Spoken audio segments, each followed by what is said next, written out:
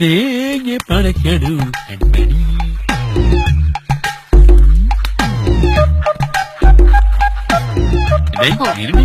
ഇന്നുണ്ണി, ഞാൻ നിന്നെ എവിടേക്ക് നോക്കി? അതിന് താഴേക്കൊക്കെ ഇറന്നിട്ട് കാര്യമില്ല. എന്നെ കാണുന്നെങ്കിൽ മുകളിലോട്ട് നോക്കി ഇറക്കണം. ഈ പൈലറ്റുമാരെ പോലെ ആകാശത്തുള്ള പണിയിലെ തോമാച്ചായ. ഈ കൊഞ്ചിനെ പോലെ തന്നെയാ ഇവനും.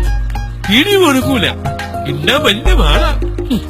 ഞാൻ വെളുതിന്നാണെങ്കില് ഇതുപോലെ ജീവിതകാലം മുഴുവനും ഇങ്ങനെ സഹായിച്ച് ജീവിക്കണമെന്നാണ് എന്റെ ആഗ്രഹം.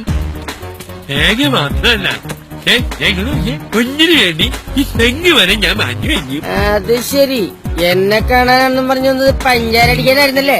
ഒന്ന് പോണ. ഞങ്ങള് തേങ്ങയുടെ വില പോയതേ മഞ്ഞി പറഞ്ഞല്ലേ. അല്ല, അവിടുത്തെ പറമ്പിക്കാൻ സമയമായിട്ടില്ല. പിന്നെ എന്തിനാ എന്നെ അന്വേഷിച്ചു വന്നത്? അത് പള്ളിപ്പെരുന്നാളിന് ഒരു തോരമെന്നാണ്. ഏത് പള്ളിപ്പെരുന്നാൾ?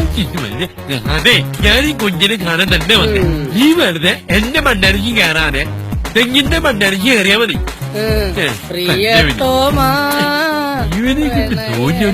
ചീത്തപ്പേരുണ്ടാക്കി അടങ്ങുമല്ലേ?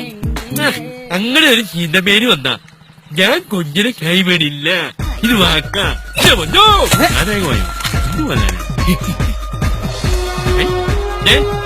വേണല്ലോ, ഒന്നുമില്ല. അതിന് തേങ്ങ കുലിക്കണം, തലയിങ്ങനെ കുലിക്കാ പോരാ. അല്ല, തോമാച്ചായന്റെ ചേട്ടൻ ജോയി കുഞ്ഞിന്റെ കല്യാണം ഉറപ്പിച്ച? ഇല്ല. ആ, അങ്ങനെയൊക്കെ പെണ്ണിട്ടാത്ത നാട്ടിൽ പാട്ടാ.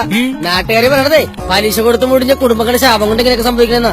ഞാൻ ഉള്ള കാര്യം പറയല, തോമാച്ചായന്റെ ശബ്ദം പോലും ഇങ്ങനെ ആയത് അതുകൊണ്ടാന്ന് പറയുന്നത്. ഓ പിന്നെ അങ്ങനെയാണെങ്കിൽ ലോകത്തുള്ള ബാങ്കുകാരുടെ മുഴുവൻ സൗണ്ടും ഇങ്ങനെ ആവണല്ലോ. ഒതുക്കത്തെ പരിക്കല്ലേ വന്നത്.